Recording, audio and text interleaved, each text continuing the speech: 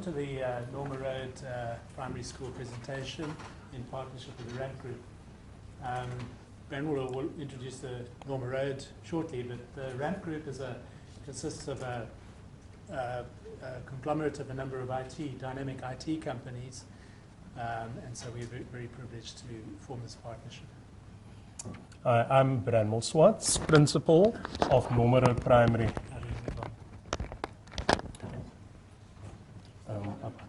Okay. Yeah, Principal of Norma Road Primary. Norma Road is situated in the Athlone area and was established in 1949, and very quickly established itself as the standard in terms of education within the schooling community in Athlone. The school was known for excellence in academics, culture, cultural activities, and also sport. Currently, we have quite a diverse learner population, and our learners head from communities as far as Kailicha, which is about 21 kilometers away from our school, and every other black or isiXhosa community around our school. And we're fortunate that the quality of learners that we get at our school mostly go on to become very successful at the high schools and university. We also have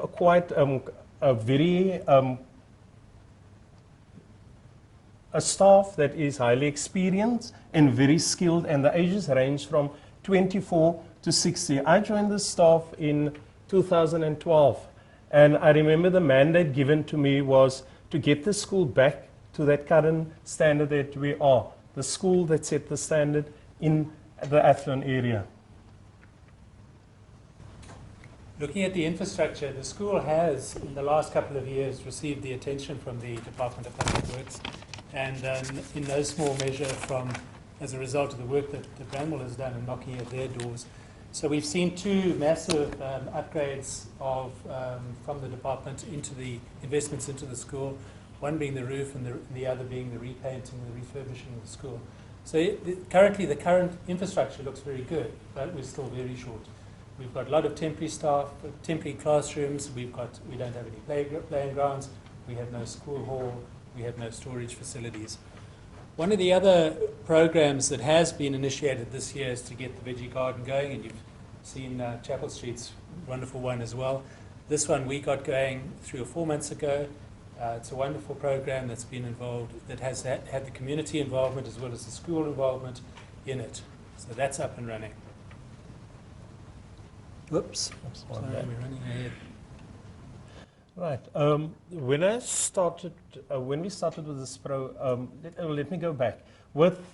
In the education department, and it was mentioned by one of my other colleagues, education is one of those areas where principals, teachers are thrown at the deep end and asked to swim.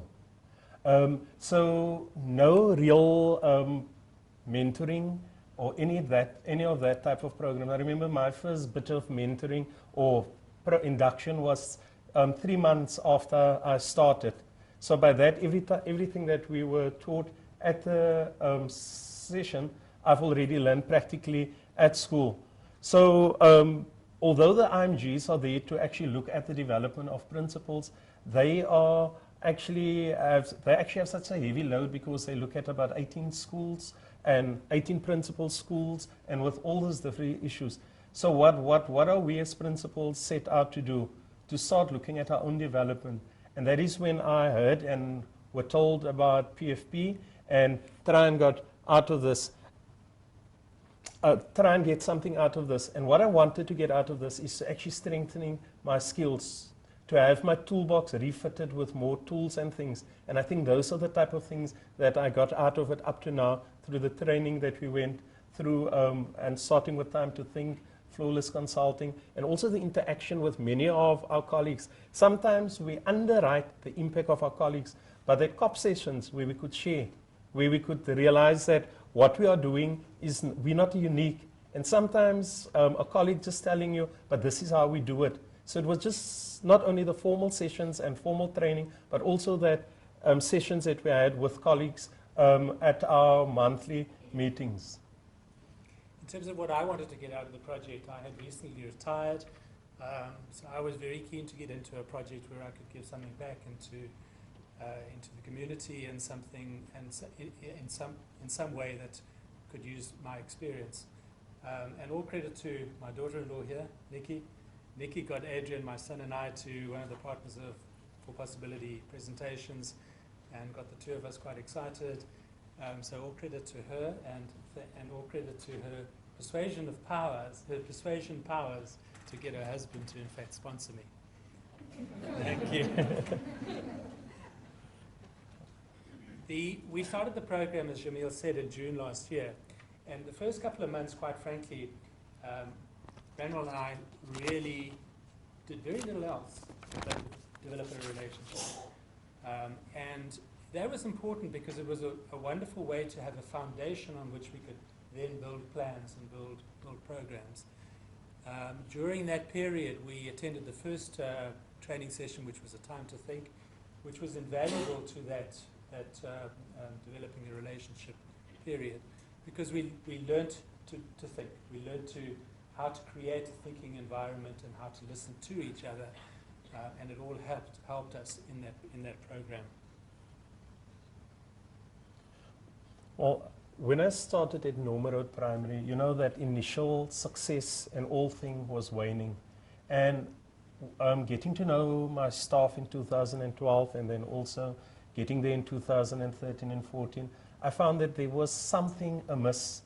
And when I got into this program, one of the things that we really started working on is to take a very experienced, well-skilled staff and trying to build them into a new unit, a unit that can work with the same aims, with the same vision, and get our school back onto that lost ground where we started out many years ago. So one of our major areas that we work on was just to get improved collegiality. And that I think the first thing that we did last year was, for instance, when we had a golf day. And you know, to my surprise, we took them to the driving range, and they had hit some balls around. I told teachers, the first face that I can imagine on a ball is mine, to get all that frustration away.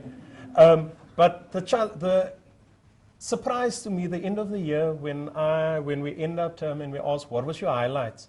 When some of the teachers and support and non-support staff said, the golf day, they never experienced something and that much fun ever in their life. Okay, and then with our diverse community, parents community that heads from communities like Langa, Nyanga, New Crossroads, Delft, Bonteville. You know, we have a lot of, because of the shooting in the areas, we have a lot of those kids coming to our school also. So with that, our community is redefined. It's not the community that live around our school anymore. Our community is out there, which means when there's any activities where we want involvement from parents, they know where to see. When we have meetings, budget meetings and all of that, they know where to see. So the important thing for us was to get parents closer. And we started out with having something like 20% attendance. And we moved it up with parents meeting to 40%. And for the first time last year at our budget meeting, we had over 50% attendance. And some of our staff, our SGB chairperson, Mr. Rivdin, is back, and he will attest to the fact that the first time ever we had such a good attendance at a budget meeting, and you know that is, all principals will tell you, that is one of the big headaches that we have, just having a curated meeting. So at this moment, parents attend our functions, especially we've learned, if it's learner-centered, they are there. Our parent meetings have been better, but that is reaching out to them. And I must say, one of the things that I attempted in my very first parents meeting, and I think maybe it was a night of time to think, I went back and driving out of town from where we were busy at Amazon, I was thinking, how do I do things and apply some of these new skills, these new things tonight? And I rearranged our little minor wall and had parents there, had some questions, and parents were shocked because suddenly they were taken out of their comfort zone. It's not normal pew style where they look at me, and we had people asking the questions, had questions on the table, and we actually extracted such a lot of information that we could apply to improve things with our parent involvement at school. One of the things that I can tell you is that soon we will have health promoters. We have a health promoter at school that we even parents committed to be part of health promoting training in terms of health issues. So we're quite excited. Thanks. The third major plan that we looked at was the finance of the school. Now, one of the greatest inequalities that you see in the schooling systems is that a school like Norma Road is considered by the department as a quintile 5 school, which means it's the equivalent of a Model C school. Now, for many of us who know the privileged Model C schools, it's nowhere near a Model C school. But the funding is the same as a Model C school. So Norma Road depends enormously on fundraising, on donations, as well as on school fees. And obviously the school fees are going to be a lot lower than any standard Model C school. But one of the biggest problems is the school has only been generating about 40% of their fee income. There's a lot of fees that are just not paid. So, and one of the causes of that are the financial systems that they run with. So we've worked hard this year at getting the financial systems, or looking for a system that makes a lot more sense for the school. And we've now put a presentation together to the school governing body. It's sitting with the school governing body for approval to put in a new accounting system which will be able to invoice on a more regular basis. It'll be able to follow up with parents to do their fees. We will be changing bankers, and the bankers have got some wonderful programs to lower the bank charges that we've been facing and to persuade parents to pay fees on a more regular basis. In addition, we're looking at being able to, through this accounting system, have improved cash flow facilities so that a school like this can in fact see what their future cash flow requirements are and plan accordingly. The fourth major plan that we've been looking at is a strategic plan for the Norma Road. And the reason for this is because Bramwell is relatively new to the school, and many of the educators there are also new to the school. In addition, the school improvement program called for the strat plan to in fact be reviewed. So we've initiated this fairly recently, and we're now at a stage of having developed a new vision statement, having developed a new set of values for the school, and in this month of August we're going to be looking at the critical success factors and an implementation plan to roll that out. Yeah, you know, every program, and we want to call it a program because it is something that is still fluid, it's dynamic, and we basically, this year, in the past few months, year, was basically just, PFP was just a catalyst to a lot to come. So what have I learned personally? Personally, I was blessed with a critical partner, but more than a critical partner, a friend that could challenge me. You know what? It's easy to have an IMG that pops in and come in and do damage control or come and do compliance, but to have somebody there that to listen to you. And for me, learning from Tony that have that quiet strength when he's there. I don't know what it was like when he was in the office and running a major office or offices in Cape Town, but just listening, his patience, listening to me, and sometimes tweaking. When I said, Bramwell, have you looked at things this way? Did you consider that? Or you have this, try this way. That for me is to listen and to ask the right questions at the right time. Then also, also the business skills that he brought to mind. I mean, sometimes when we speak, when we meet with people, and I would ask questions on a certain level, and then just silently Tony would come and he would ask different questions, and I would say, why didn't I think about that? But it's just to have that person, that mentor coming next to you and to nudge you through certain places. Then also in this program, I think especially with Tony, the demystifying role where you have that blinkers up, and also, you know, the medical term that they use, chotoma, that blind spot, sometimes taking that blind spots away so that I can see that, you know, you actually have the power, you actually have the skills, and that here to make a difference at your school and to get your school to actually be in a center of excellence again.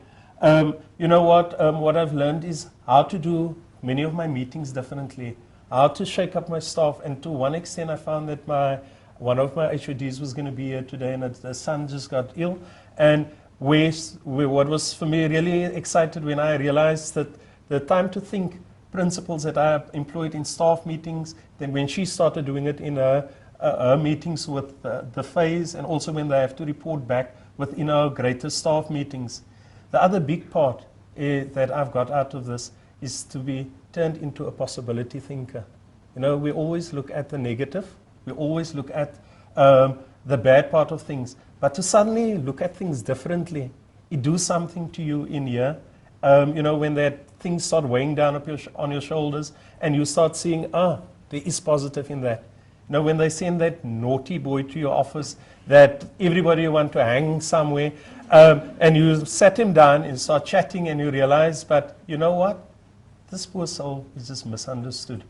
And for me, out of the art of possibility, those are the type of thing. Even those teachers, where you can go and just dismiss things. You start sitting back and you say, listen, what is the good in this? Maybe yes, and you start taking the approach, maybe what you say is not quite right for us now, but maybe in future we can use them walking away positive and saying there's hope, that we actually listen to them. And a big part is listening and thinking. And these are type of skills that I wouldn't have been exposed to normally. And this is what I got and learned through this process. Thanks. I think from my perspective, the program has well exceeded my expectations. I think all credit must go to Brandwell and to his educator staff. I can't believe how graciously and how humbly they've welcomed me into their school and allowed me to rough tread over them and ask them difficult questions and engage with them. It's really been humbling, and I've really enjoyed that. I've also enjoyed the PFP program enormously. I've enjoyed the structured elements of the program, but I think most importantly, I've enjoyed the fact that although there is a structured part to it, there's an organic, informal part, which is largely the work that you're doing with the principal, which is your own work and it's your own creativity. And that to me has been the most exciting thing, because there are just so many things to do in these schools that if that was limited by a structured approach, I think the whole program would fall flat.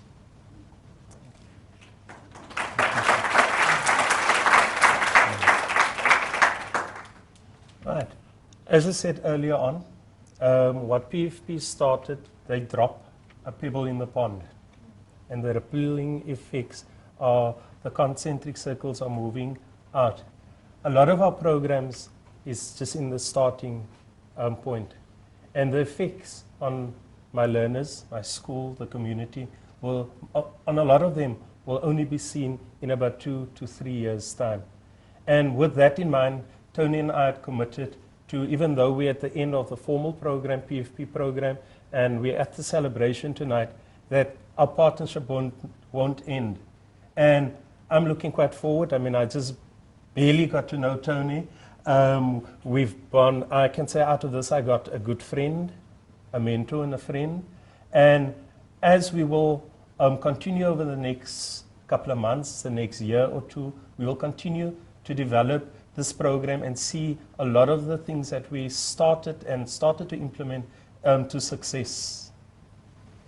I think for me, one develops a personal sort of relationship with the school, with the principal, and once again, I'll thank Brandwell and the school on behalf of the school for that. So it's very difficult at the end of a formal program to say it's all over. And in fact, I find it almost impossible, completely impossible. But in addition to that, and as Brandwell's already talked about it, many of our programs that we've worked on are only starting to get traction now. So for me, it's exciting to think that there's plenty ahead, and it's not the end of a year. I mean, it is the end of 1 year, but it's not the end of the program. Yeah. The next one that's supposed to, if technology allowed us, that one that was supposed to say. And you know what, with any successful school, and I think modern day school, we cannot be successful without partners, whether that partners are the principal, with the learners, the teachers, the parents, the community, NGO, government. There cannot be success because there's so much that got dumped on our desks on a daily. I sometimes get the feeling on a daily basis a board official sit up there in the ivory towers and think, what else can we give the poor principal there down to do? And you get all those emails, those phone calls. And therefore, with looking at partnerships, I want to start by first thanking my partner, and I'm going to take his hand and say, Tony, thank you for the ride. And thank you for the journey that we still will continue on. His wife in the absence, you know what? In Afrikaans sê hulle elke man is 'n suksesvolle vrou. Let me put it that way. Tony's wife, many times I had to release him when they're busy with serious work in Betty's Bay. She had to release him to come and see to Norma Road, which is down in Athlone. So also thank her on my behalf, Tony. Then I want to thank PFP, Louise in her absence, and the face of PFE, Meredy, that met with us coming all the way from the northern suburbs in Constantia Village. We've got shares at the Magan Bean there, where we've met quite often. So thanks, Meredy, for everything, your blood, your frustration sometimes coming with principals walking in and not making your deadlines, and something throw the book at us. Thank you, Meredy, for just enduring with us as a group. We I really appreciate it. Then to ramp, Adrian and Robbie, your partner, I want to thank you guys. I want to thank you guys for your input into our school, for sponsoring me and Tony, and also for the infrastructural things that directly speak to the curriculum of our learners that you've done in this year. And I can't miss the lady that initiated this thing. Nikki. I've heard so much about Nikki, but Nikki initiated this thing and got Ram, her husband, with his company to sponsor me and Tony. So thanks for being the catalyst in terms of that. Much appreciated. I've got a governing body chairperson at the back, Rita Wan. I want to thank him for all the support. I think when I couldn't attend what was the workshop that the community building, and the feedback that I got from colleagues, and he really also embraced the program. So thanks for that. And then my staff and all the others that's in absence that really work with us. And then for the cohort sitting here, the principals, you know, I've learned a lot from you guys. A lot of things that I will take forward, a lot of things that really impacted me, and some of those things that impacted my school. I think I got to Jonty's school, and before they did the renovations at our school, and immediately when I saw the things that Jonty had to sit with, I said, I've got no reason to complain about things in my school, because we always complain, and there's always people that who have worse. So thanks, Jonty. Thanks to the rest of the team for all the learning. Thank you, ladies and gentlemen.